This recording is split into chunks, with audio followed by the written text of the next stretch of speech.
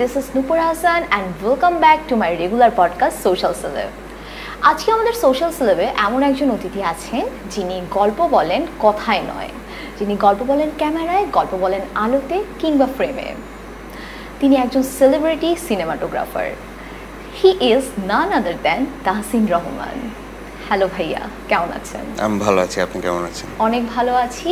প্রথমেই জানতে চাচ্ছি যে কিছুদিন আগেই তুফানের বেগ শেষ না হতে হতেই তাণ্ডবীয় একটা ঝড় তুলে ফেললেন সবার মনে, কেমন লাগছে? দর্শকদের response so far so good, so অবশ্যই খুবই ভালো লাগছে এবং পরপর দুটি ভালো কাজের সাথে যুক্ত হতে পেরে খুবই ভালো লাগছে। মানে মানুষ অনেক স্ট্রাগল করে মুভিতে, তারপরে অনেক পরিচিতি পায়, তারপরেও দেখা যায় যে সিনেমাটোগ্রাফার হিসেবে আমরা খুব কম মানুষদেরই চিনি যারা জ্ঞানীগুণী আছেন, কিন্তু আপনি কিন্তু বলা যায় সেলিব্রিটি সিনেমাটোগ্রাফার। সবাই এক কথায় তাহসিন রহমান বলতে ভক্ত। এই ব্যাপারটাকে কিভাবে এনজয় করছেন? সেলিব্রিটি শব্দটা ওভাবে আমি গ্লোরিফাই করতে চাই না, এটা আমাদের রেগুলার একটা কাজ। আর যেহেতু I will consider myself lucky যে আমি যাদের সাথে কাজ করি তারা এরকম ভালো কাজের অপরচুনিটি আমাকে দেয়, সো ডেফিনেটলি এটা একটা very good feeling to be. আচ্ছা, আপনি কি ছোটবেলা থেকে সিনেমাটোগ্রাফার হিসেবে নিজেকে প্রতিষ্ঠিত দেখতে চেয়েছিলেন? না, সেরকম কিছু কখনোই প্ল্যান ছিল না। আমার যতটুকু জানা আপনি এনএসইউ থেকে সিএসসি তে পড়েছেন। জি। তো এরকম অনেকেই আছে যারা অন্য ডিপার্টমেন্টে পড়াশোনা করে কিন্তু তাদের শখের জায়গা ডিফারেন্ট। আপনি তখন কিভাবে ডিসিশন নিলেন যে না, আপনি আসলে সিনেমাটোগ্রাফিতে আপনার ক্যারিয়ারটা দেখতে চান? গল্পটা বেশ লম্বা। এটা শুরু হয় যখন নর্থ সাউথে আমি ফটোগ্রাফি ক্লাবে ছবি তোলা শুরু করি, তখন থেকেই এই আলোর জগতের সাথে আমার পরিচয়। তো এই ফটোগ্রাফি করতে করতে এক সময় বিভিন্ন এক্সিবিশনে যাই, বিভিন্ন ফটোগ্রাফারের সাথে দেখা হয়।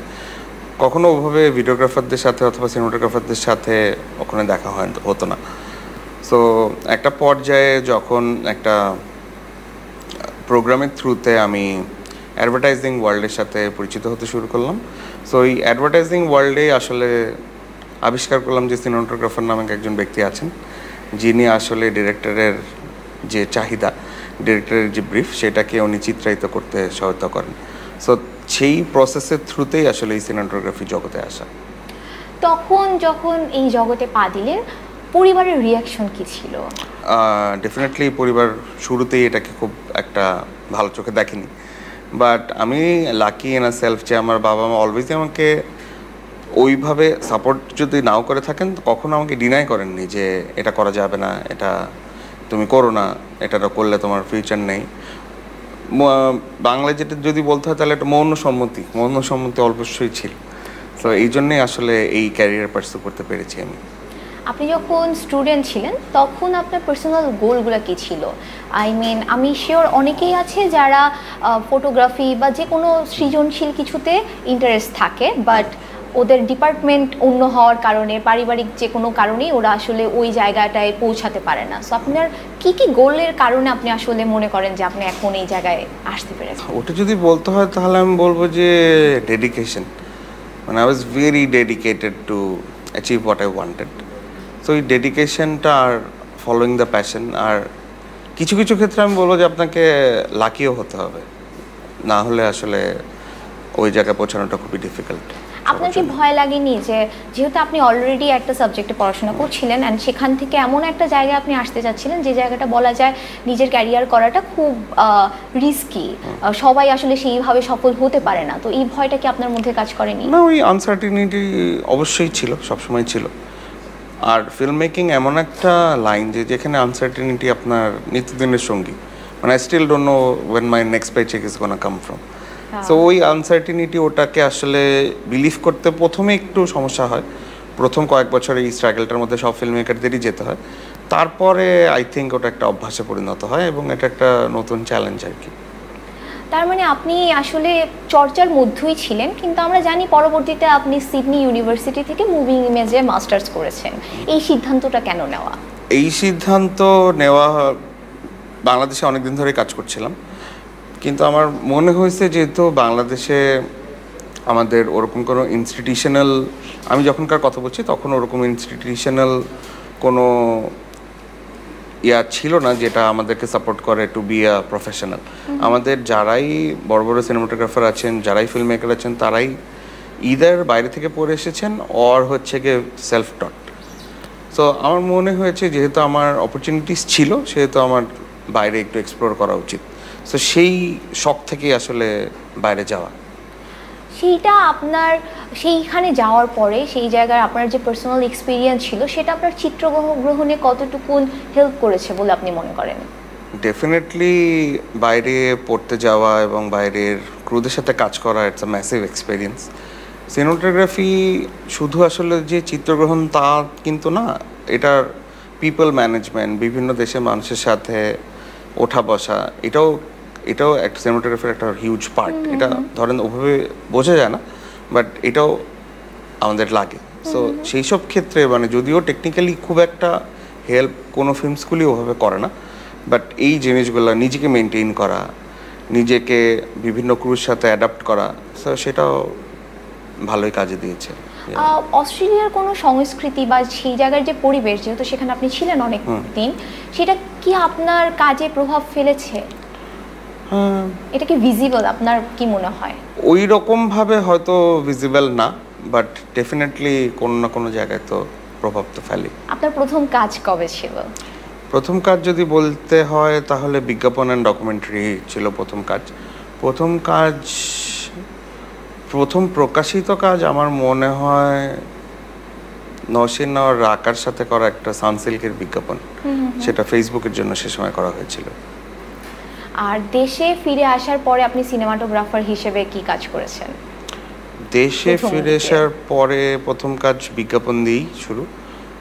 আদনান আল রাজীবের একটা এয়ারটেলের বিজ্ঞাপন ছিল। সিনেমাটোগ্রাফিতে একটা ব্যাপার আছে যে দেখে দেখে শেখা, এই জায়গায় দেখে দেখে শেখা বলতে আসলে আপনি কি বুঝেন? দেখে শেখা বলতে যেটা বোঝাচ্ছি সেটা হচ্ছে গিয়ে observation. So as a cinematographer আপনাকে অলওয়েজই অবজার্ভ করতে হবে যে আসলে লাইটিংটা কিভাবে হচ্ছে বা সেট কিভাবে রান হচ্ছে, ক্যামেরা অ্যাঙ্গেলস কি, ক্যামেরা কিভাবে মুভ করছে। সো পৃথিবীতে আমি বিশ্বাস করি প্রত্যেকটা সিনেমাটোগ্রাফারই অবজার্ভ করেই শেখেন। সো ইদার নিজের কাজ অবজার্ভ করে শেখেন অর মানুষের কাজ অবজার্ভ করে শেখেন। সো এই অবজারভেশনটাকে আসলে দেখে শেখা। আপনার যেহেতু শুরুটা বিজ্ঞাপন দিয়ে, আমরা জানি আপনি 300টারও বেশি বিজ্ঞাপন অলরেডি করে ফেলেছেন, তো বিজ্ঞাপনে তো সময় সীমিত থাকে, সেই সীমিত সময়ে গল্পটা তুলে ধরতে কীরকম চ্যালেঞ্জ আসলে পোহাতে হয়? এক একটা বিজ্ঞাপনের চ্যালেঞ্জ আসলে এক এক রকম। বিউটি কমার্শিয়ালের চ্যালেঞ্জ যেরকম লাইটিংয়ে, আপনার টেলকো বা অন্য কমার্শিয়ালে যেরকম ক্যামেরা মুভমেন্টে। সো বিজ্ঞাপনের চ্যালেঞ্জ ডিপেন্ড করে স্টোরির উপর, ক্লায়েন্টদের উপর, যেই ব্র্যান্ড নিয়ে কাজ করছি সেটার উপর। মুভিতে আমরা জানি অনেক সময় পান আপনার একটা গল্প এস্টাবলিশ করতে। এমন অনেক বিজ্ঞাপন আছে যেটা এখন পর্যন্ত দর্শকের হৃদয়ে থেকে গিয়েছে, বিকজ তাদের স্টোরি টেলিংটা খুব দারুণ ছিল। তো সেই জায়গায় আসলে চ্যালেঞ্জটা কি বেশি মুভির থেকে নাকি কম? দুইটার চ্যালেঞ্জ অ্যাকচুয়ালি দুরকম। সো বিজ্ঞাপনে যেরকম আপনাকে অল্প সময়ের মধ্যে ওই পুরো গল্পটা বলে দিতে হবে, আবার কিছু কিছু বিজ্ঞাপন যেরকম দর্শককে ছোঁয়, আবার ক্লায়েন্টের যে চাহিদা সেটাও কিন্তু পূরণ করতে হয়। ওটা পূরণ করাটাই বিজ্ঞাপনের আমি মনে করি প্রথম এবং প্রধান কাজ। আর তার সাথে যদি দর্শককে সার্ভ করতে পারে সেটা তো তাহলে তো খুবই ভালো হয়। আপনার প্রথম কোন বিজ্ঞাপনটা আপনার মনে হয় আপনার ক্যারিয়ারের মোড়টাকে কিছুটা ঘুরিয়েছে? ওই রকম করে তো আসলে বিজ্ঞাপন নাই। আই থিঙ্ক কিছু কালেকটিভ বিজ্ঞাপন পরপর করাতে ওই মানে এই বিজ্ঞাপন জগতের মানুষের কাছে আমার পরিচিতি পেয়েছি আমি ধারণা। এই যে 2 মিনিট থেকে 2 ঘন্টার যাত্রা বিজ্ঞাপন থেকে সিনেমায়, সো কি মনে হয় এটা আসলে বিজ্ঞাপনের কাজ করাটা আপনার সিনেমায়, এখন আমরা যে তাণ্ডব দেখছি, আমরা তুফান দেখেছি, সেটা কতখানি ইফেক্ট ফেলেছে? এটা আমি মনে করি অনেকটা ইফেক্ট পড়ে, কারণ হচ্ছে বিজ্ঞাপন এমন একটা মাধ্যম যেখানে আমরা ফাইনেস্ট ক্রু, ফাইনেস্ট ক্যামেরা সব কিছুর, বিজ্ঞাপনে যেহেতু একটু বাজেট বেশি থাকে সেহেতু আমরা এক্সপ্লোর করার অনেক সুযোগ পাই। সো এই এক্সপ্লোরেশনই আসলে পরবর্তীকালে আপনাকে লং টার্মের স্টোরি টেলিং এবং ওই ইমেজ কোয়ালিটি মেনটেন করতে আপনাকে সহযোগিতা করে। বিজ্ঞাপনের বাইরে যদি আমরা ফিকশনে চলে আসি, আপনার প্রথম ফিকশন কোনটা, সেটাই কিভাবে আপনার জড়িত হওয়া হলো? সেটাও একটা মজার স্টোরি। আমার প্রথম fiction I think Dhaka metro, Amitabh ভাইয়ের সাথে। অমিতাভ ভাইয়ের সাথে আমি প্রথম থেকেই বিজ্ঞাপনে অনেক কাজ করেছি এবং তারও আগে আমি মোর্শেদ বিপুলের সাথে যখন অ্যাসিস্ট করতাম তখনই অমিতাভ ভাইয়ের সাথে আমার পরিচয়।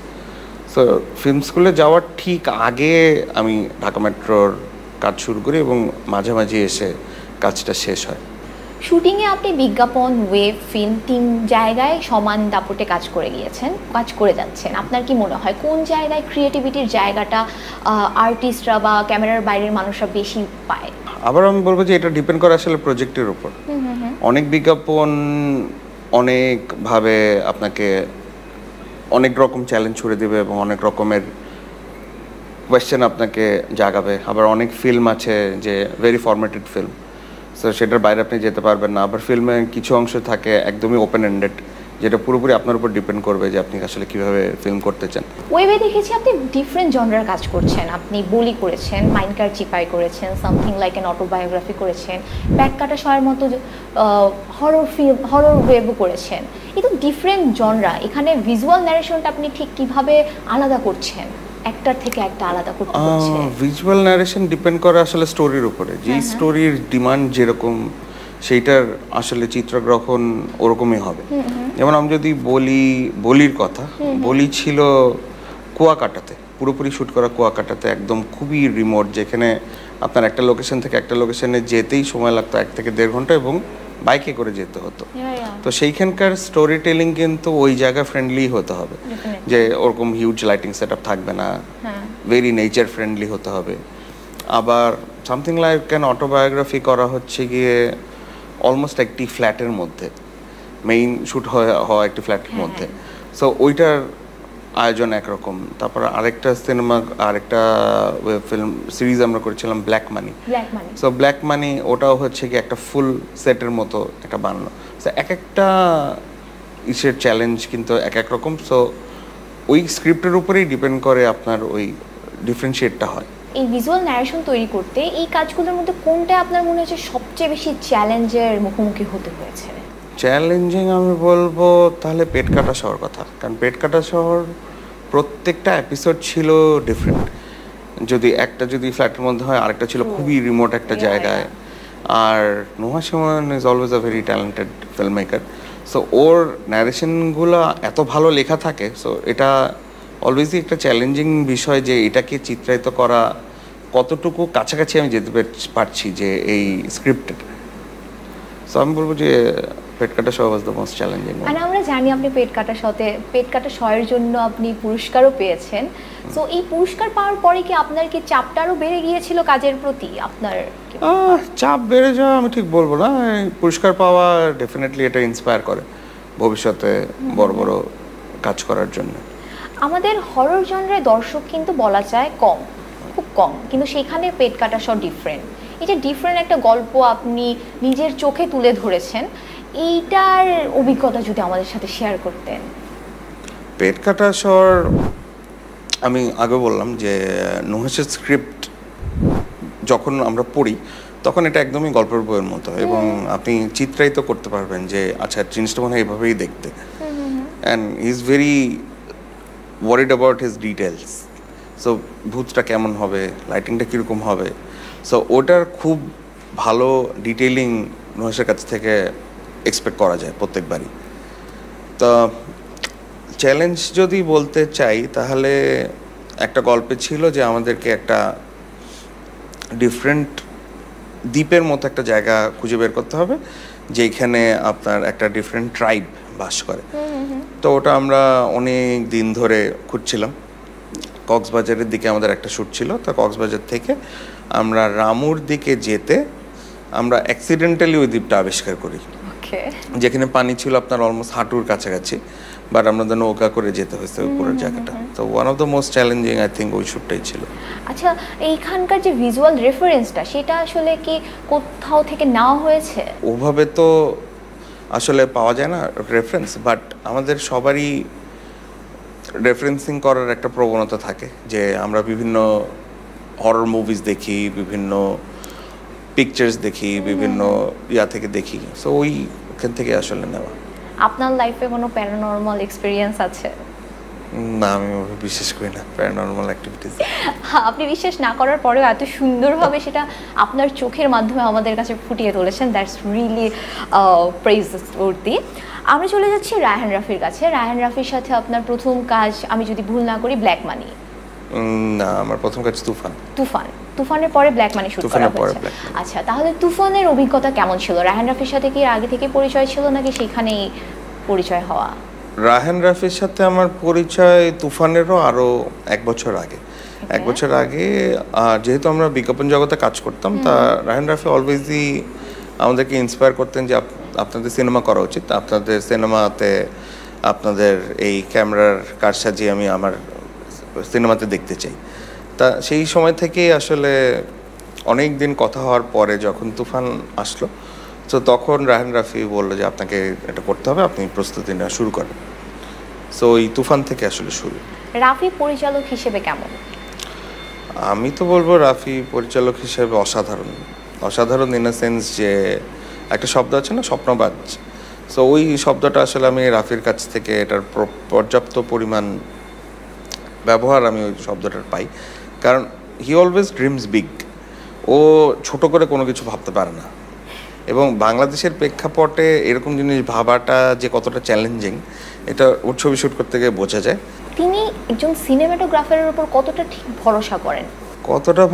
এটা আসলে রাফি ঠিক মতো বলতে পারবে। বাট আমি আরেকটা জিনিস বলতে চাই যে ও যেটা করে ওটা আমাদেরকে কাজ করার পূর্ণ স্বাধীনতাটা দেয়, যে আমরা যেটা করতে চাই অথবা ও যেটা বলছে সেটা ঘটানোর জন্য যা যা দরকার, he ensures that we get all the things. Toofan এবং তাণ্ডব দুটোই বিগ বাজেটের মুভি আমরা জানি, তো সেই জায়গায় আপনার চাপটা ঠিক কেমন ছিল? কি পরিমাণে প্রেশারের মধ্য দিয়ে যাওয়ার পরে আপনি ভিজুয়াল কোয়ালিটিটা ধরে রেখেছেন সেটা জানতে চাই। যে কোনো কাজেরই প্রেশার থাকে, বাট তুফান এবং তাণ্ডব দুটাতেই যেই প্রেশারটা কমন ছিল সেটা হচ্ছে টাইম কনস্ট্রেন্ট। যদিও অনেক দিন ধরে শ্যুট হওয়া ছবি, বাট যেহেতু ঈদের ছবি, সে ঈদের ছবির সবসময় একটা তাড়া থাকে যে ঈদের আগে শেষ করতে হবে। সো মেইন চ্যালেঞ্জ হচ্ছে গিয়ে ওই টাইমের মধ্যে এই জিনিসটা ঘটানো। দুটো ছবিতেই আপনি সাকিব খানের সাথে ছিলেন। সাকিব খানের সাথে আপনার ক্যামেরার পিছনের কেমিস্ট্রিটা কেমন? সাকিব ভাইয়ের ব্যাপারে যদি বলতে হয়, সাকিব ভাইয়ের সাথে আমার পরিচয় প্রথম তুফানের মিটিংয়ে।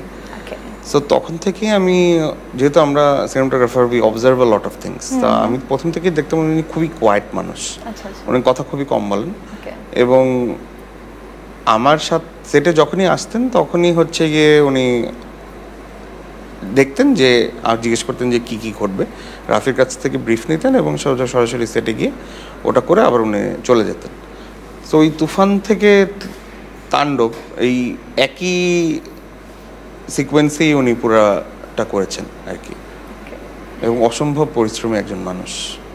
একজন আর্টিস্ট আর একজন সিনেমাটোগ্রাফারের ঠিক বোঝাপড়াটা কতখানি হওয়া জরুরি একটা ভালো ছবির জন্য? আমি মনে করি অনেকটাই জরুরি, কারণ যদি টেকনিক্যালি বলতে চাই তাহলে আমরা একটা সিন শুরুর আগে একটা ব্লকিং করি। সো এই ব্লকিংয়ে আমরা চাই যে আমাদের আর্টিস্ট এই এই জায়গাতে দাঁড়াক অথবা বসুক অথবা এইভাবে ট্রাভেল করুক। তো সেইটা আমরা আর্টিস্টদের এক্সপ্লেন করার পরে তখন আর্টিস্টরা ট্রাই করেন যে ওই পথটা মেনটেন করতে, তাহলে আমাদের ক্যামেরা অপারেশন বলেন, লাইটিং বলেন, সব কিছুতেই আমরা একটু অ্যাডভান্টেজ পাই এবং জিনিসটা দেখতেও ভালো হয়। সো এই ক্ষেত্রে যদি আর্টিস্ট এবং ক্যামেরাম্যানের বোঝাপড়াটা না থাকে তাহলে এটা কিন্তু সম্ভব না। সো সাকিব ভাইয়ের ক্ষেত্রে ওটা অলমোস্ট 100% উনি ওই মার্ক হিট করেন। আমরা যতদূর দেখেছি তুফানের আয়োজন বেশ ব্যাপক ছিল। এই জায়গায় আপনি ভিজুয়াল কন্ট্রোলটা কিভাবে আপনার হাতে রাখেন?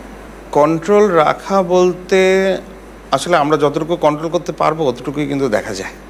সো ওর যতটুকু আমাদের এবিলিটি আছে, যতটুকু আমাদেরকে প্রোডাকশন সাপোর্ট করতে পারে, ঠিক ততটুকুই কিন্তু আমরা ফ্রেম করতে পারি, তার বেশি কিন্তু আসলে আমরা ফ্রেম করতে পারি না। তা এই ক্রেডিটটা আমি দিব হচ্ছে কি আমাদের প্রডিউসারদের এবং আমাদের প্রোডাকশন ডিজাইনারদের, যারা আমাদেরকে এইসব সেট বা এইসব সেট আপে আমাদেরকে এইসব সেট আপ অ্যাফোর্ড করতে পারেন। সো এটার জন্যই আমাদের ফ্রেমস লুকস বিউটিফুল। এই সেট আপে আপনার নিজের ডিসিশন নেওয়ার স্বাধীনতাটা কতটুকু ছিল? অনেকটাই ছিল, যে আমি আগেও বলেছি যে রাফি এমন একজন ডিরেক্টর যে ও যাদের সাথে কাজ করে তাদেরকে পূর্ণ স্বাধীনতাটা দেয়। কোন লোকেশনে বা সেটআপে আপনার মনে হচ্ছে আপনি সবচেয়ে বেশি চ্যালেঞ্জের শিকার হয়েছেন? কোন ছবিতে? তুফানে আই থিঙ্ক ওয়ান টেক একটা অ্যাকশন সিকোয়েন্স ছিল একটা হসপিটালের মধ্যে, ওটাতে। সেটা কোথায় হয়েছিল? সেটা কলকাতার একটা লোকেশনে হয়েছিল। ওটা একটা পুরনো হসপিটাল, এখন অ্যাবান্ডেন্ট আছে। তো সেইটার 3 তলা জুড়ে একটা সেট হয়েছিল সেখানে। আরেকটি অ্যাকশন শট আছে যেটা আমি যতটুকু জানি শ্রীলঙ্কায় হয়েছিল। সেটা হ্যাঁ, তাণ্ডবের এন্ড সেটা আমি জানি যে রাত্রেবেলা আপনাদের শুটটা করতে হয়েছে। কেন 4 দিন ধরে রাত্রেবেলা কেন সেই ডিসিশনটা নেওয়া? কারণ আমরা একটা লাইটিং লুক অ্যাচিভ করতে চাচ্ছিলাম, আর ওই লোকেশনটাতে ডে লাইট লিক করে। সো ডে লাইটের লোকেশনটা দেখতে একরকম লাগে, রাতের বেলা লাইটিং করার পরে লোকেশনটা দেখতে আবার আরেক রকম লাগে। সো আমাদের ভিজুয়াল ট্রিটমেন্ট ওয়াইজ ওই রাতের বেলার লোকেশনটাই আমাদেরকে, রাতের বেলা যে লুকটা আমরা অ্যাচিভ করতে চাচ্ছিলাম ওটা সার্ভ করে হচ্ছে রাতের বেলা। ওই জন্য আমাদেরকে কষ্ট করে হলেও রাতের বেলায় শ্যুটটা করতে হয়েছে। এই যে রাতের বেলা শ্যুট করছেন, সিনেমাটোগ্রাফার, আর্টিস্ট সবাইকেই একটা প্রবলেম ফেস করতে হয় রাতের। সেই প্রবলেমগুলো বা সেই দিনগুলো কেমন ছিল? খুবই চ্যালেঞ্জিং ছিল ইন আ সেন্স যে সবার স্লিপ স্কেজুয়াল চেঞ্জ হয়ে যায়। সবাইকে ঘুমিয়ে পড়তে হয়, এরকম হয়নি? কেউ ঘুমিয়ে পড়ছে? প্রথম দিকে একটু টায়ার্ড থাকে সবাই, বাট 2-1 দিন পরে যেটা হয় আপনার সাইকেল ওভাবে চেঞ্জ হয়ে যায়। সো তখন আর খুব একটা সমস্যা হয় না। আপনার অ্যাকশন দৃশ্যগুলো সবার মন কেড়ে নেয়। সো অ্যাকশন দৃশ্যগুলো করার সময় আপনি ঠিক কি কি জিনিস মাথায় রাখেন? অ্যাকশন দৃশ্যের মেইন যেই জিনিসটা সেটা হচ্ছে কি যে অ্যাকশন কোরিওগ্রাফটাকে ঠিকমতো বোঝা। সো অ্যাকশন কোরিওগ্রাফার যেটা বলেন সেটা ঠিকঠাক মতো ফলো করা। তাণ্ডব মুভি মুক্তির কিছুদিনের মাথায় সেটা পাইরেসির শিকার হয়। আপনি এটা নিয়ে বেশ সোচ্চার, আপনি ফেসবুকেও কথা বলেছেন। আপনার কি মনে হয় পাইরেসিটা কারা করছে এবং কেন হচ্ছে? পাইরেসি কেন হচ্ছে এটা বলতে গেলে আসলে একটু পিছনে ফিরে যেতে হবে, যে আমাদের দর্শকদের আসলে ওই অভ্যাসটাই নেই যে টাকা দিয়ে কোনো একটা এন্টারটেইনমেন্টের একটা কন্টেন্ট দেখা, এটার অভ্যাসটা অনেকটাই চলে গেছে। বাট আমি still thankful to the audience যে পাইরেসি হওয়ার পরেও এখন আমরা দেখতে পাচ্ছি যে এটা হাউসফুল যাচ্ছে। সো কারা করেছে ওটা ডেফিনেটলি আমরা দেখছি যে কয়েকজন মানুষ গ্রেফতার হয়েছে। আই হোপ এটার বিচার ঠিক মতো হয়। আপনি যদি ম্যানেজমেন্টে থাকতেন তাহলে কিভাবে আসলে প্রিভেন্ট করতেন পাইরেসি যেন না হয়? সেটার জন্য আগে থেকে কি কি পদক্ষেপ আসলে নেওয়ার ছিল? এটা আসলে ম্যানেজমেন্টই ভালো বলতে পারবে। আমাদের প্রডিউসার আছেন শাহরিয়ার শাকিল, উনি প্রথম থেকেই খুবই সোচ্চার ছিলেন এ ব্যাপারে, এবং উনি চেষ্টা করেছেন যাতে অ্যাজ সুন অ্যাজ পসিবল এটা হওয়ার সাথে সাথে যে এটা যাতে প্রিভেন্ট করা যায়। আমরা আবার মুভিতে ফিরে আসি। এখানে আমরা অনেক হ্যান্ড টু হ্যান্ড অ্যাকশন দেখতে পাই। তো আপনি আসলে ঠিক কি মেথোডোলজি ইউজ করেন? হ্যান্ড টু হ্যান্ড কমব্যাট এটাও সেই আবারও ওই ডান্স কোরিওগ্রাফির মতোই, যে আগে কোনটা আসবে পরে কোনটা আসবে। সো হ্যান্ড টু হ্যান্ড কমব্যাটের মেইন জিনিসটা হচ্ছে গিয়ে প্রচুর হ্যান্ড টু হ্যান্ড কমব্যাট দেখে ওটা একটু অ্যানালাইজ করা যে কিভাবে হচ্ছে, কেন হচ্ছে, পজ করে করে দেখা। আপনি বিজ্ঞাপন, ওয়েব, ফিল্মে সব জায়গায় আসলে সমান তালে কাজ করে যাচ্ছেন। আপনি যদি এখন পিছনে ফিরে তাকান তাহলে আসলে কি দেখতে পান? পিছনে ফিরে তাকালে আসলে ওভাবে, টু বি ভেরি অনেস্ট, আমি আসলে কখনো ভাবিনি আমি সিনেমাতে শ্যুট করবো অথবা সিনেমাতে ক্যামেরা চালাবো, এটা কখনো ভাবিনি। বিজ্ঞাপন যখন করছিলাম তখন মনে হচ্ছিল যে এটাই one of the finest medium. তো এটা আমার কাছে একটু অবাক লাগে যে এখন সিনেমাতে রেগুলার করতে হচ্ছে। আর সামনে যদি তাকান তাহলে একজন সিনেমাটোগ্রাফার হিসেবে আপনি আপনাকে কোথায় দেখতে চান? সামনে ডেফিনেটলি বাংলাদেশে যত ভালো কাজ হবে সেইগুলোর সাথে নিজেকে অ্যাসোসিয়েটেড দেখতে চাই। আপনার ভিশনে যদি একটা পারফেক্ট প্রজেক্ট থাকে তাহলে সেটা কেমন হবে? পারফেকশন ওভাবে বলতে কিছু নাই। আই থিঙ্ক যেই সময় যেই স্টোরিটা বেটার সার্ভ করে ওটাই সেই সময়ের জন্য পারফেক্ট স্টোরি।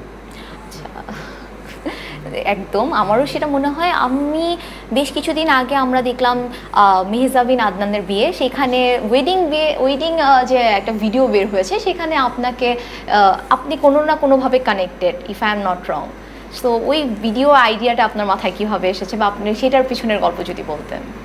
আমি ওভাবে কানেক্টেড না, ওটা যেহেতু আমাদের বন্ধু সবাই, সেহেতু আমি দেখছিলাম যে ওরা রিহার্স করছিল, এবং সামি, আমাদের যে সামি ডিরেক্টর, ও ওইটার মেইন কোরিওগ্রাফার ছিল, এবং ও কোরিওগ্রাফার মনে হয় ছিলেন সম্প্রীতি আপু আর রিন্তু ভাই, আর শ্যুট করছিল সামি। তা ওইখান থেকেই আমি দেখছিলাম যে ওরা কিভাবে করে, তো ওই বন্ধু হিসেবে যতটুকু করা যায়। ভাইরাল হয় যে ভিডিওটা আপনি করেছিলেন পেছন থেকে। না, ওটা আমি শুট করেছি, আর ভিডিওটা করছে হচ্ছে শামস। ওকে। আমাদের ইয়াং জেনারেশনে এখন অনেকেই সিনেমাটোগ্রাফি নিয়ে বেশ উৎসাহ প্রকাশ করছে। সো আপনি একজন সিনেমাটোগ্রাফার হিসেবে যখনই কোনো স্ক্রিপ্ট হাতে পান, তখন আসলে কি কি হোমওয়ার্ক করতে হয়, এটা নিয়ে যদি আমাদের ছোটখাটো একটা লেসন হয়ে যেত। প্রথমে যখনই স্ক্রিপ্ট পাই, তখনই প্রধান কাজ হচ্ছে গিয়ে স্ক্রিপ্টটা ঠিকমতো পড়া, স্ক্রিপ্টের ডিটেইলিং করা, স্ক্রিপ্টের যেই স্ক্রিপ্টটা বলতে চায় সেই স্টোরিটা ঠিকমতো বোঝা। তারপর যদি আমি ডাইসেকশনে যাই, তাহলে কি কি লোকেশন আছে, কয়টা ক্যারেক্টার আছে, কি টাইপের সিচুয়েশনে এই গল্পটা স্ট্যাবলিশড, অথবা কোনো টাইম ফ্রেম যদি থাকে, এটা যদি পিরিয়ড ড্রামা হয় তাহলে একরকম হবে, তাহলে মডার্ন টাইমসে হলে একরকম হবে।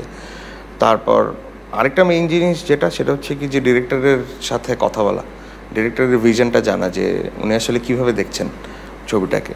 উনি কি আসলে হোমমেড ভিডিওর মতো দেখতে চান, নাকি একদম ব্লকবাস্টারের মতোভাবে দেখতে চান। সো আসলে ভিশনটা কী। এবং আরেকটা জিনিস ইম্পর্টেন্ট, সেটা হচ্ছে গিয়ে যে আইডিয়া থাকা যে ছবিটার অথবা ওই কন্টেন্টটার বাজেট কীরকম। সো আপনার প্ল্যানিংও কিন্তু ওই বাজেট মধ্যে হবে। আর তারপরে ডেফিনেটলি আমি পার্সোনালি যেটা করি, আমি ওই প্রচুর ইমেজ দেখার চেষ্টা করি।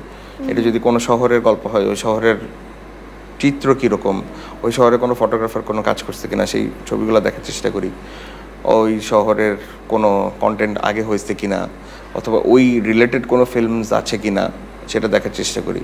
বিভিন্ন ফিল্মস থেকে লাইটিং প্যাটার্ন কীরকম হবে, আমি কীরকম লাইটিং প্যাটার্নের কাজ করতে চাই, সেরকম লাইটিং প্যাটার্নে আর কী কী হয়েছে আগে, সেগুলো দেখার চেষ্টা করি।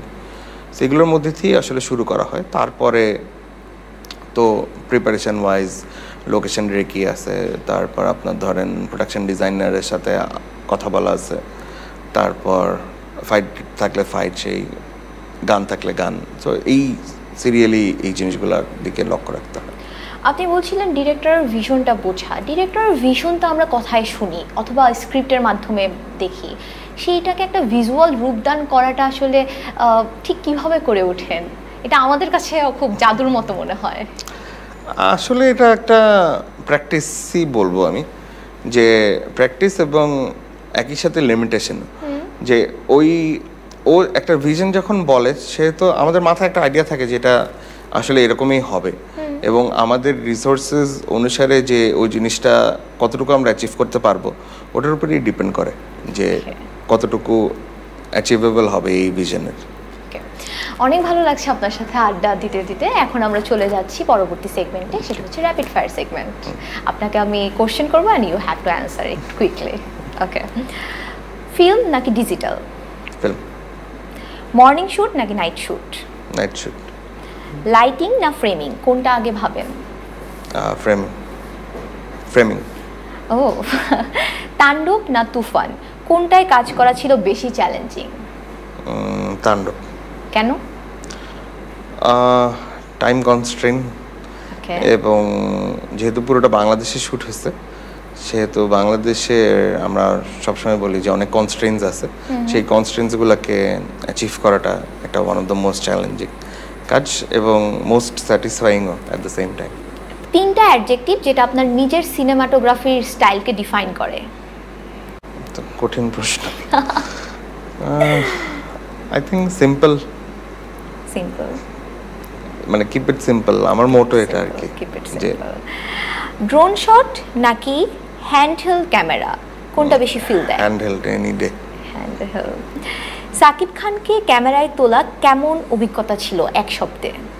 এক শব্দে তো বলা খুবই, আপনি বলেন, সমস্যা নেই। অ্যামেজিং। অ্যামেজিং। বাংলাদেশের কোন পরিচালককে নিয়ে কাজ করতে চান? মেজবাহুর রহমান সুমন। যদি সিনেমাটোগ্রাফার না হতেন তাহলে কি হতেন? I think computer engineer. Same here. সিনেমার জন্য এখন পর্যন্ত সবচেয়ে পাগলামি কি করেছেন? এরকম কোনো কিছু মনে পড়ছে না। কাজের মধ্যে আপনি কেমন, চুপচাপ নাকি পারফেকশনিস্ট? আই থিঙ্ক চুপচাপ, যদিও আমার ক্রু এটা স্বীকার করবে না। শেষ প্রশ্ন, আপনি কাজের বাইরে কেমন ক্যামেরাম্যান? মোবাইল দিয়েও শট নেন নাকি ফোন অফ থাকে? কম ছবি তুলি। কম ছবি তোলেন। ওকে, এখন আমরা চলে যাব গুগলের কাছে। গুগল মামা আপনার কাছে বেশ কিছু ইন্টারেস্টিং কোশ্চেন করেছে। এক লাইনে তাহসিন রহমান হচ্ছে ক্যামেরাম্যান। ও নাইস। সিডনিতে থাকা অবস্থায় দেশের যে জিনিসটা সবচেয়ে বেশি মিস করতেন? ফ্যামিলি। তাহসিনের 5টি বাকেট লিস্ট। 5টি। ফার্স্ট অফ অল আমি বলবো world tour. Second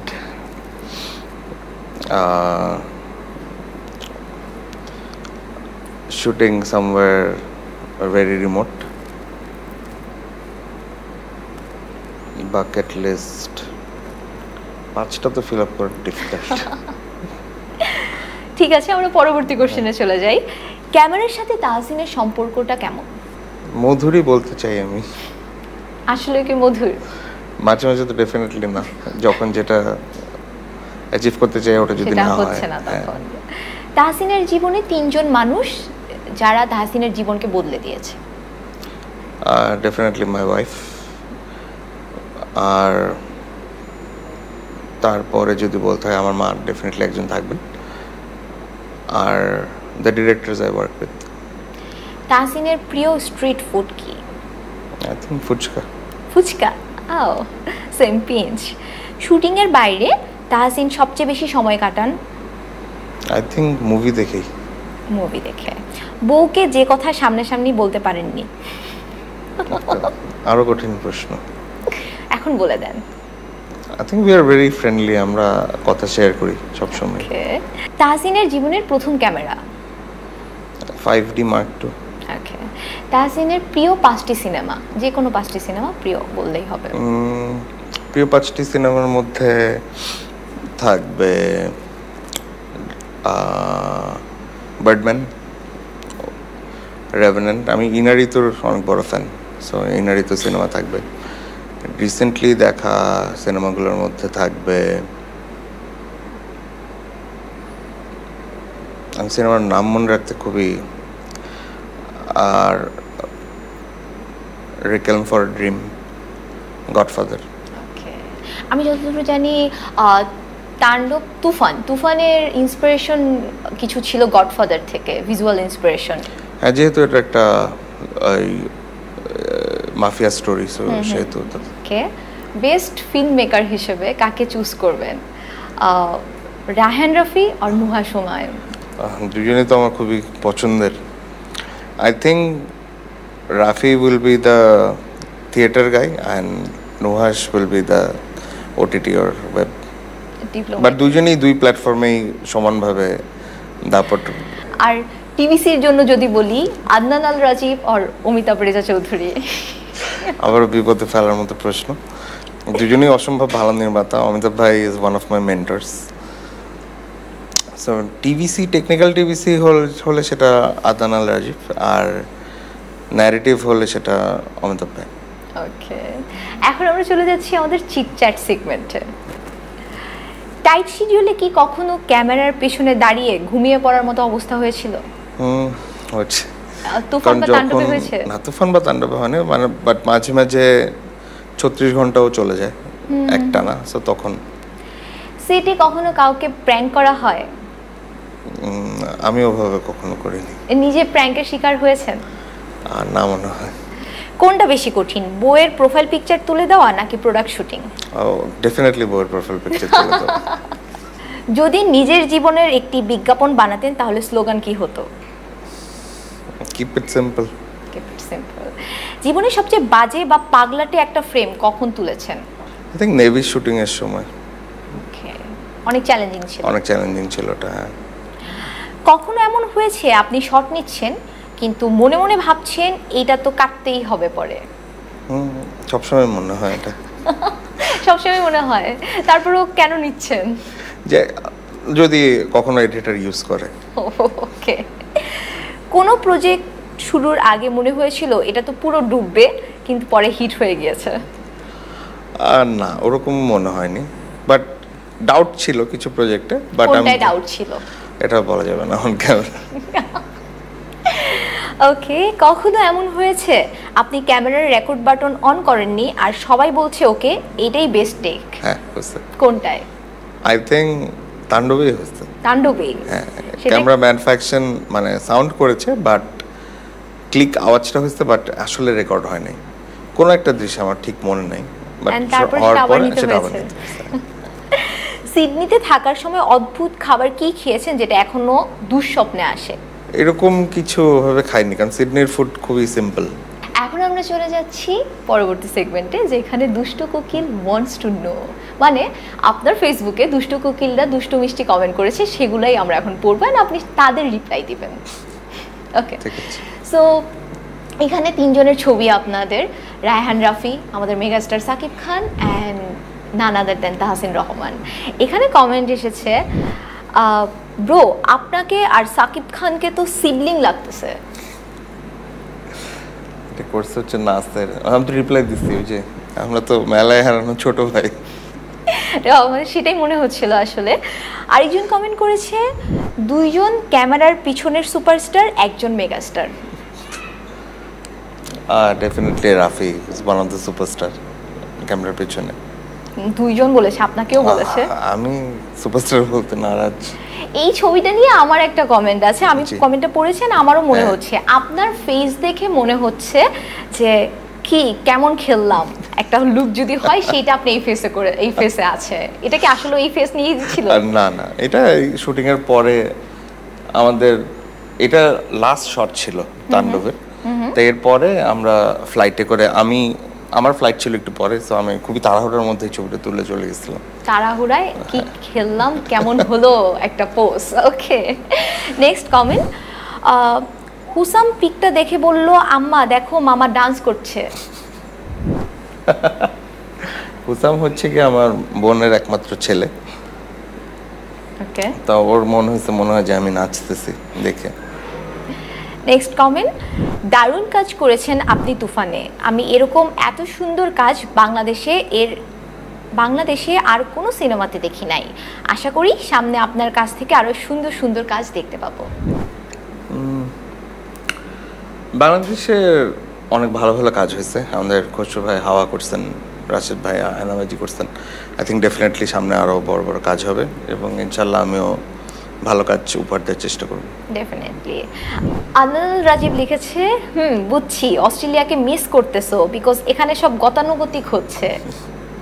Adnan refer করছে যে বাংলাদেশে সবসময় একই টাইপের কাজ হয়, ওটার জন্য। আর ছবিটা অস্ট্রেলিয়াতে তোলা আমার রুমমেটদের সাথে।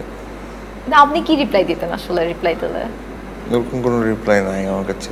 নেক্সট কমেন্ট, নিশা সওদাগর ও তার বন্ধুরা নায়িকাকে কিডন্যাপ করে নায়কের আসার অপেক্ষার মাঝে কিঞ্চিত ফটো সেশন। সিফা তুমি ভালো হয়ে যাও, আমি কিন্তু ভিলেন না। নেক্সট কমেন্ট, বিদেশি DOP sir in Bangladesh. I think এটা তৌহিদ ভাই করছে। হ্যাঁ, তৌহিদ ভাই আমার রুমমেট ছিল অস্ট্রেলিয়াতে। আমি তো বিদেশি না, আমি তো বাংলাদেশি। আপনার কাজের মানের কথা হয়তো বা বলেছেন উনি। একজন লিখেছে, আন্টি কল দিলে কলটা রিসিভ করিস, একদিন মাদার্স ডেতে পিক আপলোড দিয়া লাভ নাই, বড় হও। মার কি কল দিলে রিসিভ করা হয় না? ওই শুটিং এ থাকলে ডেফিনেটলি একটু দেরি হয়, তো সেটা মনে হয় অমিত নোটিস করছে। নেক্সট, খুব মডেলিং করো তাই না? কে লিখছে? রাকা। না, রাকা এত মোটা হয়ে মডেলিং করা যাবে না। আপনি আবার লিখেছেন আমি লেজার ট্রিটমেন্ট অ্যাড করব। আপনি কি লেজার ট্রিটমেন্ট করতে চাচ্ছেন? না, একদমই না। লাস্ট কমেন্ট, আপনার একটা ছবিতে ক্যাপশন দিয়েছেন, A lot of people in Facebook have complained that they actually don't know how I look. This is my pretty face for you guys. সেইখানে কমেন্ট এসেছে, We prefer the nude photography. এটা হচ্ছে আসিফ ভাই, উনি আরবো ভাইরাসের guitarist, one of my favourite human. Asif ভাই, এটা it's not happening. আপনার দর্শক এবং জনতা নিতে পারবে না এই ছবি। থ্যাংক ইউ সো মাচ ভাইয়া, it was such a nice pleasure. আপনার থেকে সিনেমার বাইরের, আমরা সিনেমা দেখি কিন্তু সিনেমার বাইরে যে কত কাজ হয়, কত কিছু আছে, সেটা আশা করি দর্শকরা অনেক কিছু জানতে পেরেছে আপনার মাধ্যমে। আপনি যদি আমাদের দর্শকদের উদ্দেশ্যে তাণ্ডব, তুফান বা যে কোনো মুভি নিয়ে যদি বলতেন যে পাইরেসি রোধে আসলে আমাদের কি করা উচিত, অ্যান্ড আপনার কাজ নিয়ে আপনি যদি বলতেন। পাইরেসি রোধে যেটা আমরা বলতে চাই যে দেখেন, আমরা তো আসলে অনেকটা সময়, অনেকটা এফোর্ট, অনেক মানুষ, আমাদের একটা ইন্ডাস্ট্রি ডিপেন্ড করে, এটার অনেক মানুষের জীবিকা এটার সাথে জড়িত। সো পারতপক্ষে এটা ওভাবে দেখা না গেলেও, এটা আমার টিমে অনেক মানুষ আছে, তারপর লাইটিং টিম বলেন, বলেন, সবার সাথেই কিন্তু এই পাইরেসি যখন হয়, যখন একটা সিনেমার ক্ষতি হয়, তাহলে এই ক্ষতিটা কিন্তু খালি প্রডিউসারের হয় না, এটা ফুল এফেক্টটা আমাদের উপরেও এসেও পড়ে, এবং এটার সাথে আমাদের দেশের মানুষের যারা জড়িত আছেন তাদের উপরেও এফেক্টটা পড়ে। তো এই ক্ষতি করে আসলে দর্শক হয়তো সাময়িক একটা আনন্দ পান, বাট এই ক্ষতি আমি দর্শকদের অনুরোধ করব যে এটা পাইরেসি কপি না দেখে ওনারা যদি প্রপার ওয়েতে দেখেন, তাহলে ইন্ডাস্ট্রিটাও আরেকটু ডেভেলপ হয়, এবং এই ইন্ডাস্ট্রি যদি ডেভেলপ হয় তাহলে আমরাও ভবিষ্যতে ভালো কাজ আপনাদেরকে উপহার দিতে পারবো। অ্যান্ড থ্যাংক ইউ সবাইকে আমাদের সাথে থাকার জন্য। আমি সবসময়ের মতো আপনাদের জন্য স্পেশাল গেস্টকে নিয়ে পরবর্তী শোতে হাজির হব। ততদিন পর্যন্ত কিন্তু ভালো থাকতে হবে, সুস্থ থাকতে হবে। আল্লাহ হাফেজ।